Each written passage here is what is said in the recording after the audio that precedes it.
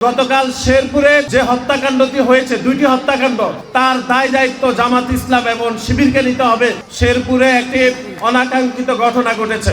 আমরা সামাজিক যোগাযোগ মাধ্যমে স্পষ্টত দেখেছি জামাত ইসলামের নেতৃবৃন্দকে আমাদের সেনাবাহিনী এবং আইন শৃঙ্খলা বাহিনী, এমনকি বিএনপি নেতৃবৃন্দ তাদেরকে অনুরোধ করেছে, এমনকি বলেছে আপনাদের পা ধরে অনুরোধ করি যে আপনারা আপনাদের মিছিলটি অন্য রাস্তা দিয়ে নিয়ে যাবেন।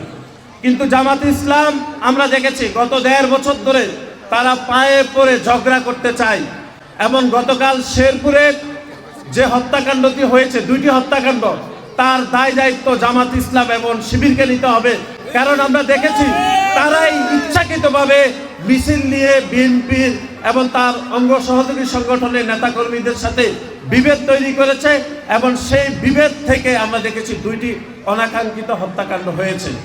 বাংলাদেশ জাতীয়তাবাদী দল এবং আমাদের দলের চেয়ারম্যান জনাব তারেক রহমান গত 1.5 বছর ধরে বাংলাদেশে একটি ইতিবাচক এবং একটি সহনশীল রাজনীতি কায়েম করেছেন এবং তিনি সবসময় সহনশীল রাজনীতির পক্ষে।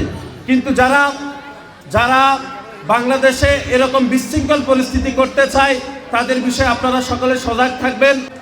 এলাকার যে সামগ্রিক উন্নয়ন, সেই সামগ্রিক উন্নয়নের সাথে আমাদের দল যাকে মনোনীত করেছেন তিনি এর আগেও এখানে অনেক উন্নয়ন করেছেন।